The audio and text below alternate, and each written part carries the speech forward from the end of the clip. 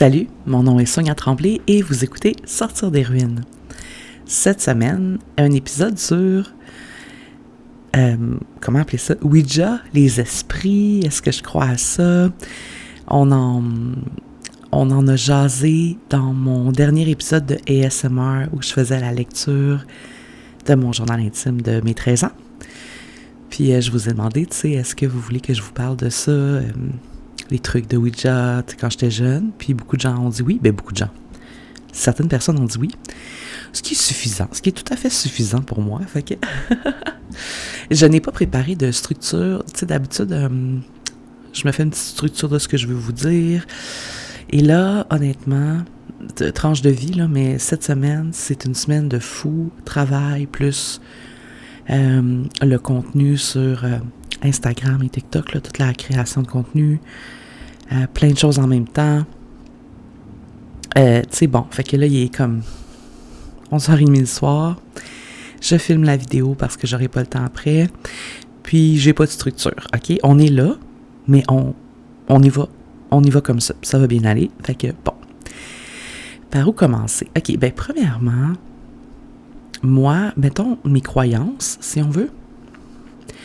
Je sais pas exactement, tu sais, si je crois aux comment dire, tu sais, les esprits. Est-ce que c'est des personnes décédées qui reviennent vraiment?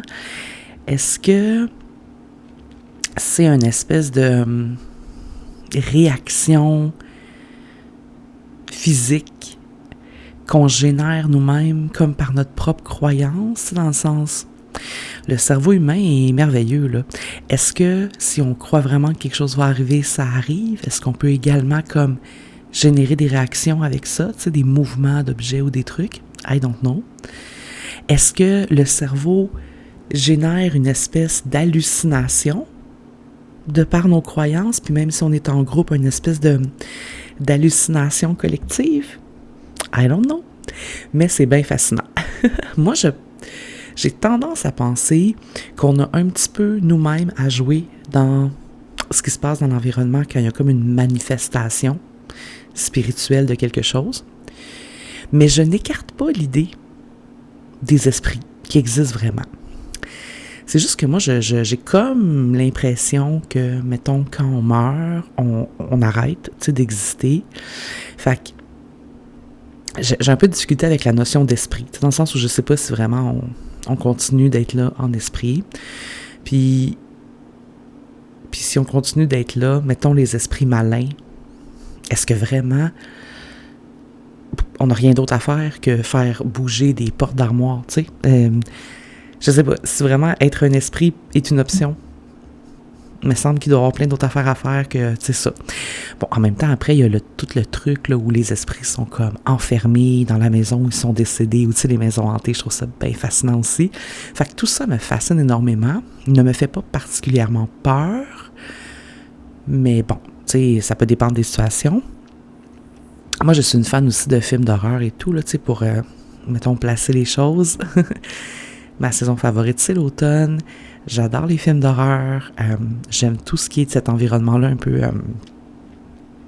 épeurant, mettons. Fait que c'est là que je me situe. C'est pas super clair, hein, mais c'est ça. Quand j'étais jeune, ado, je pense comme la plupart des ados, je ne sais pas si c'est encore le cas aujourd'hui. Vous me direz ceux qui ont des enfants.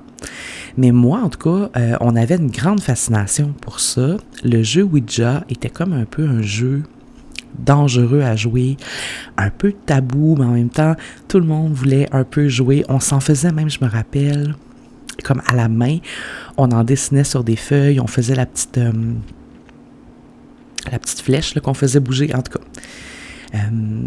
Fait qu'il y avait quand même une fascination pour ça, là, tu sais, puis on se retrouvait là dans le sous-sol, les lumières tamisées, avec des chandelles, puis on jouait à Ouija. Moi, j'avais un vrai jeu Ouija. Et je vais vous dire quelque chose, et je suis pas sûre que c'est un vrai souvenir qui existe, OK? Mais je ne sais pas d'où vient le jeu Ouija que j'avais, et je ne sais pas non plus où il est maintenant. Mon seul souvenir, c'est que le jeu était dans un garde-robe dans le sous-sol, en dessous de plein d'autres trucs, tu sais, remisés, et que je l'ai trouvé par hasard un jour. Est-ce que ça appartenait à mes parents? J'en doute. Je les ai jamais vus utiliser ça de leur vie.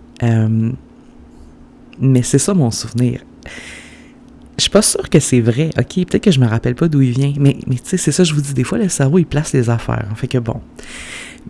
Allons-y comme ça. Embarquez avec moi. J'ai trouvé le jeu Ouija dans un garde-robe dans le sous-sol qui donnait sur ma chambre. Parce que quand j'étais ado, l'appartement où on habitait, mes parents avaient transformé, c'était un petit sous-sol. Là. Un petit sous-sol, il y avait comme 2 pièces en ma chambre, mettons. Puis à côté, il y avait l'espèce de salle de lavage qui était aussi comme un peu remise. Là, c'était, mettons, c'était pas fini, là, c'était comme en béton le sol, puis bon. Puis en dessous de l'escalier, donc, il y avait un escalier qui menait à ma chambre. Il y avait une espèce de garde-robe, un peu comme Harry Potter. Tu sais, la chambre d'Harry Potter, là, chez son oncle. C'était le même concept, un petit garde-robe caché sous l'escalier. Et c'est, à mon souvenir toujours, dans ce garde-robe-là, à un moment donné, que je vidais pour m'en faire une espèce de petite pièce secrète, que j'ai trouvé le jeu Ouija. Bon. C'est mon souvenir. J'ai joué au Ouija à différentes reprises, à plusieurs reprises dans ma vie, dans mon adolescence en particulier. Au début, on jouait chez une de nos amies, mes amis. On jouait pas chez moi, tu sais, comme mettons quand j'avais 13 ans, genre, je pense qu'on amenait le jeu chez une amie, parce que ses parents, le soir, des fois, ils étaient pas là, fait que, en tout cas. Puis, je me rappelle qu'on jouait, puis dès que ça commençait à bouger, ou on se mettait comme à avoir un peu peur, puis on criait, là, tu sais, des filles ados, là, comment ça peut être bruyant, là, tu sais, des jeunes ados filles. Fait que ça bougeait un peu, puis on se mettait à crier. Puis là, on demandait, genre, je me rappelle qu'on demandait comme là, à l'esprit d'épeler son nom, puis on demandait s'il était gentil ou malin. Puis là, tu sais, bon, on posait des petites questions, mais je me rappelle pas exactement c'était quoi, là. Je me rappelle une fois, on jouait, puis on était nu-pieds, tu sais, dans la cuisine, assises à la table, puis on jouait à ça. Et, encore une fois, je sais pas ce qui est arrivé, mais on avait toutes eu le même réflexe à un moment donné d'arrêter de jouer parce que le plancher était super chaud, OK? Sous nos pieds, là, le plancher était brûlant, tellement qu'on a eu peur. On a arrêté de jouer. On est sorti de la maison en pensant que la maison était en feu. Dans le sous-sol, mettons qu'il y avait un feu en dessous de nos pieds.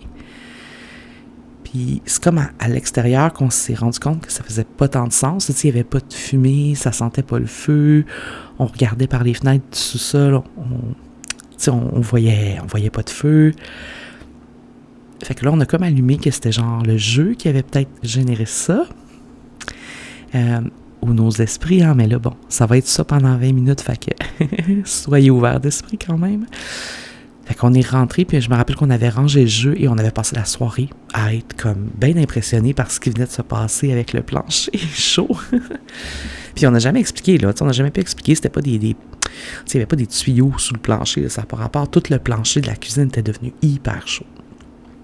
Je me rappelle de ça.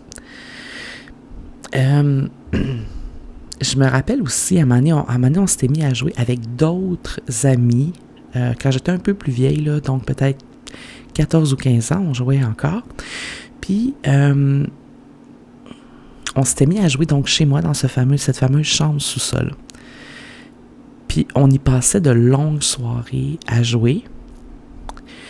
Puis, je m'assurais de... je me rappelle pas comment qu'on faisait ça, mais je m'assurais de comme... Tu sais, t'avais une façon de closer le jeu, là, de s'assurer que l'esprit soit comme partie du jeu. Fallait lui dire bye, il fallait qu'il dise bye, je sais pas trop, là, pour pas qu'il reste dans la maison où t'étais, quelque chose de même. Fait qu'on s'assurait de faire ça, parce que moi, j'étais comme un peu nerveuse de jouer tout le temps chez moi, tu sais. Et je me disais, les esprits, ils vont tous rester dans ma chambre. Puis, c'est une chambre dans un sous-sol, quand même, c'était pas rassurant. Mais tu sais, en même temps, tu dis pas non, là, parce que, tu sais, de un, tu veux jouer, t'es ado, tu vas quand même pas expliquer que t'as bien trop peur, Puis ma chambre, c'était comme le point de ralliement, là, tu sais. Fait qu'on a joué souvent dans ma chambre. Puis ça se passait relativement bien. J'ai un souvenir, encore une fois, qui ne fait aucun sens, mais je mettrais ma main au feu que c'est arrivé. J'étais dans ma chambre. On avait joué le soir d'avant.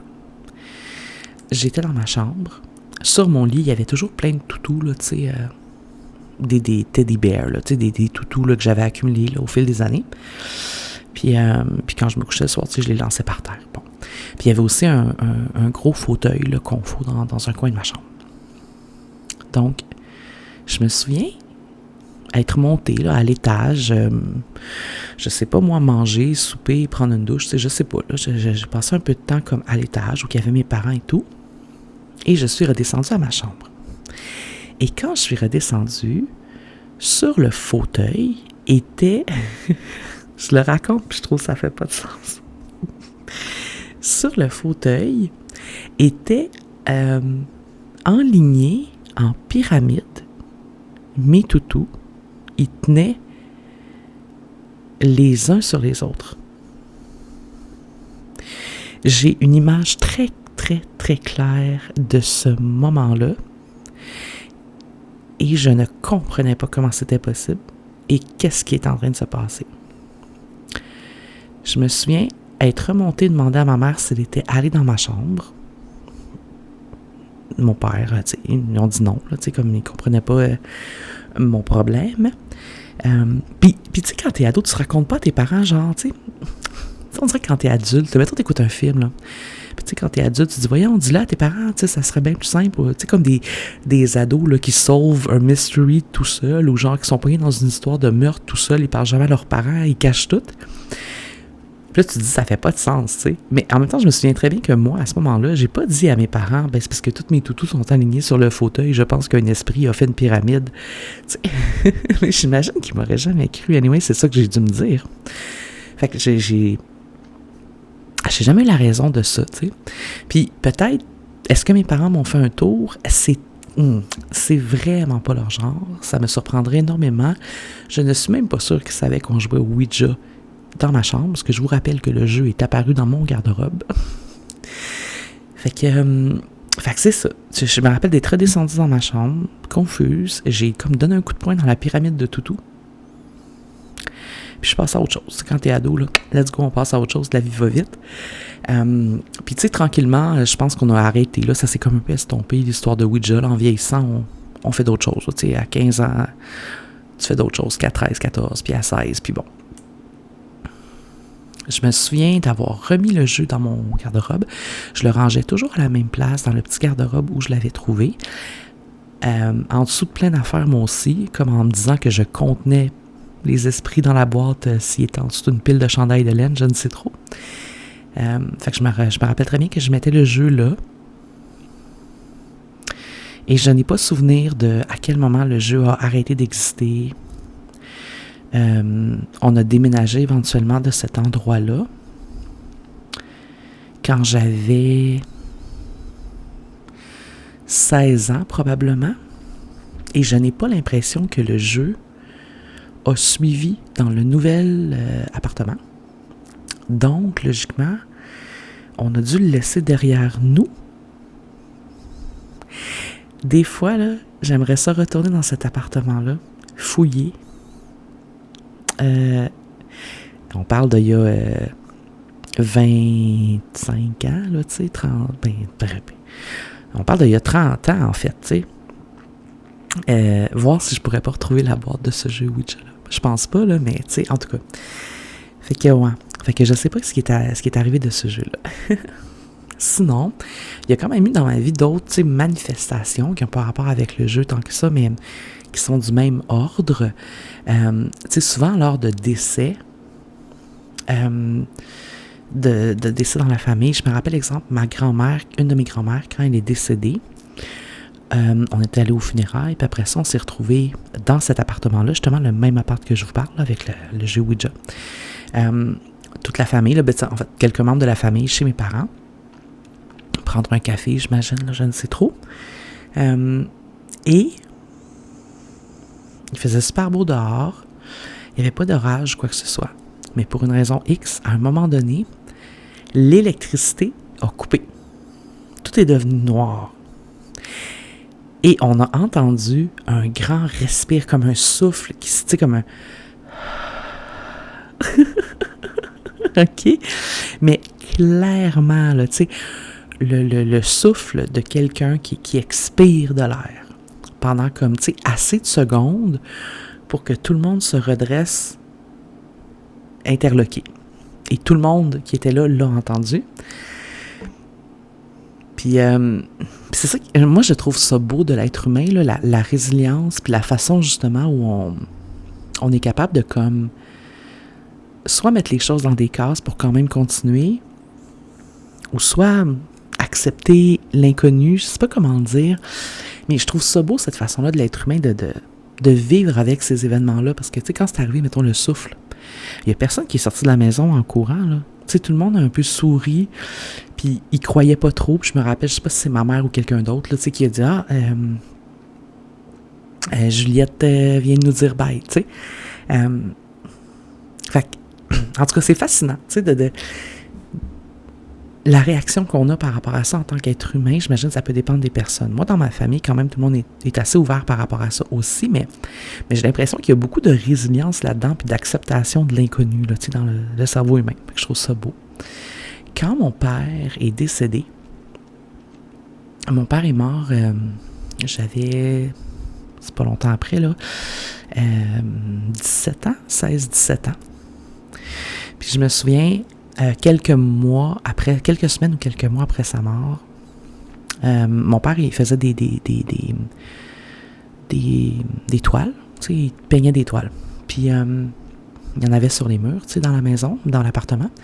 Puis je me souviens, quelques semaines ou quelques mois après sa mort, ma mère, à un moment donné, on était assises, on parlait de mon père, puis elle était comme un peu fâchée, là, tu sais, un peu fâchée, mais en riant. Puis elle a regardé une toile, tu sais, puis elle a dit, genre, je me rappelle pas ce qu'elle a dit, là, mais tu sais, elle a comme lancé un peu un pic à mon père sur quelque chose, là, tu sais, comme, je sais pas quoi, là, tu sais, mettons, en tout cas, j'en reviens pas que tu nous aies laissé avec tout ça, whatever, je me rappelle pas ce qu'elle a dit, mais tout ça pour dire, elle a lancé une pic à mon père, décédé, et la toile qu'elle regardait est tombée du mur à ce moment-là. Ça, je me souviens très bien de ça. Puis ma mère a dit, mon Dieu, pas obligé de te fâcher autant, tu sais, genre, puis en tout cas, on a ri puis on a remis la toile. Fait que ça aussi, tu sais, ça m'avait comme quand même marqué comme événement, puis plein de petits événements comme ça, on en a tous, tu sais. Puis je rentrerais aussi dans le domaine des esprits, toutes les choses qui arrivent quand tu es en moitié endormi, là, en espèce de semi-conscience. Moi, ça m'arrive beaucoup, encore aujourd'hui. Des moments où j'ai l'impression, tu sais, de ne pas être seule dans la pièce ou des trucs comme ça, là. Ok, ça, je pense que ça arrive à tout le monde aussi. Encore là, tu sais, est-ce que le cerveau génère ça? On est en train de s'endormir? Je ne sais pas. L'exemple que j'ai le plus marquant, c'est je dors et je me fais réveiller par un souffle vraiment froid sur mon visage. Mais pas un courant d'air. Un souffle précis, comme distinct dans l'espace, là. C'est pas de l'air confus, là, tu sais, c'est un souffle directement dans mon visage, d'air très froid, comme si quelqu'un soufflait, là, vraiment, littéralement de l'au-delà dans ma face, là, tu sais. Puis ça m'arrive plusieurs fois par mois, là, de me faire réveiller par l'espèce de souffle froid dans mon visage. Je sais pas c'est quoi. Ça me fait pas peur, mais ça me surprend tout le temps quand ça arrive, mais tu sais, je me dis, bon, je me rendors. Mais ça aussi, ça arrive, puis les rêves par rapport aux esprits, ça, je trouve que c'est les pires. Je sais pas si vous en faites, là, mais moi, à un moment donné, il y a une période, c'était horrible. C'était quelques années, justement, après la mort de mon père. J'étais dans mon appart toute seule, tu sais, je suis rendue là, j'étais déménagée, toute seule ou avec mon ex, là, je me rappelle pas, en tout cas. J'habitais dans un appart, puis, pendant des semaines et des semaines, je faisais une espèce de rêve récurrent où je pensais que je me réveillais puis je regardais l'heure. Puis c'était, mettons qu'il est dans mon rêve, je regardais l'heure puis il était, je sais pas moi, 11h20 du soir, là. Puis là, je me levais du lit pour X raison, boire un verre d'eau ou quoi que ce soit. Et là, je me rendais compte que dans la maison, il y avait une vibe weird, c'était pas comme d'habitude.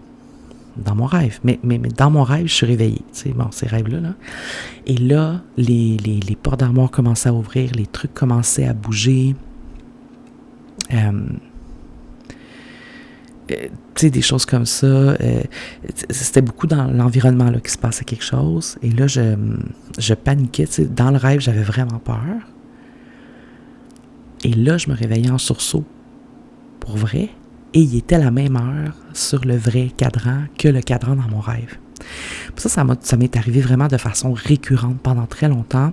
Puis je sais pas si c'était justement, tu sais, vu que c'était quelques années après le décès de mon père, est-ce que c'est relié à comme une façon, je sais pas, tu sais, une façon d'extérioriser des trucs dans ma tête, j'ai aucune idée. Mais ça, c'est arrivé vraiment souvent. Je ne fais plus, là, je touche du bois parce que c'était vraiment épeurant, là, je fais plus ce genre de rêve-là maintenant. Mais je l'ai fait pendant facilement 1 an ou 2, à raison de 2 ou 3 fois par semaine. J'avais beaucoup de problèmes à dormir à ce moment-là, parce qu'à chaque fois, j'avais peur que des rêves comme ça reviennent. Ça a été vraiment une période difficile. Puis à un moment donné, je ne sais pas comment j'ai fait, là, mais ça s'est estompé, c'est parti, ça l'a arrêté. Mais ça, le fait de penser que tu es réveillé et de ne pas être réveillé finalement, je ne sais pas pour vous, mais je trouve que c'est la pire peur.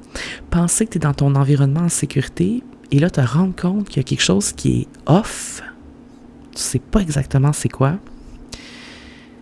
Et là, ça commence ça part en vrille, là, tu sais, comme ça va vraiment pas bien. Et là, tu te rends compte que t'es pas réveillé, là. Quel feeling horrible. Fait que voilà, c'est un petit peu ça. Mon expérience et ma façon de voir les esprits. Je peux peut-être finir avec une anecdote. Si j'avais de la crédibilité à vos yeux, c'est sûr que ça va être plus tough de la garder. Mais c'est pas grave, OK? Le petit extraterrestre vert, c'est pas un esprit, mais on est dans la même trempe. Quand même, bon. J'ai un souvenir. Et j'en suis convaincue. Je sais que ça fait pas de sens. Je sais que je suis une adulte de 44 ans. Mais c'est pas grave. J'ai l'impression que c'est arrivé pareil. OK, je vous raconte. Quand j'étais toute petite, genre 4 ans, peut-être, j'ai le souvenir, et un souvenir franc, là, en détail, là, d'être couché dans mon lit et de sentir que la couverture à mes pieds est comme tirée, tu sais, comme quelqu'un tire dessus. Puis là, je me rappelle de me lever comme la tête pour regarder au pied de mon lit, qu'est-ce qui se passe, et de voir une petite bébite, comme un petit extraterrestre, mais un petit extraterrestre mélangé un peu à un Gollum là, de Lords of the Ring. Genre, là. C'est comme. Puis là, il tire. Et puis il fait des petits bruits. Il est haut, genre comme ça, là. Il tire sur la couverture. Il est tout petit. Puis il a vraiment l'air mine, là. On dirait qu'il veut me voler ma couverte.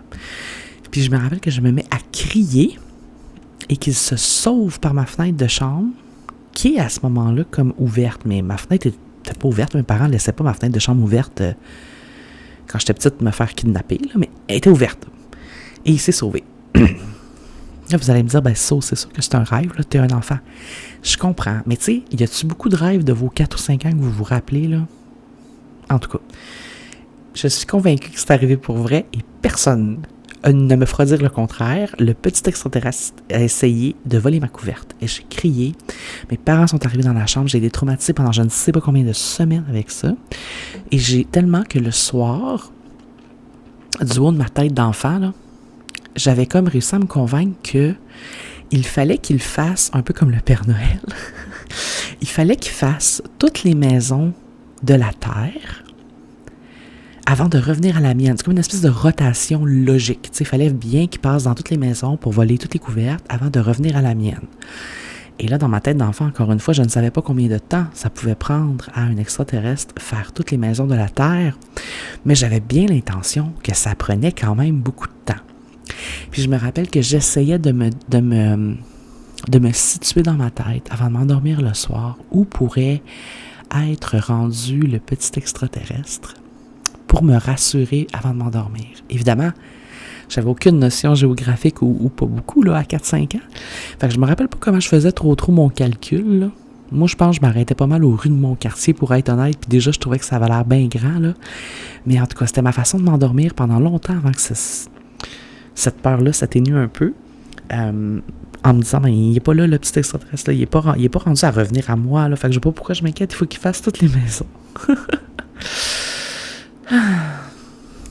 Voilà. Maintenant, vous savez tout.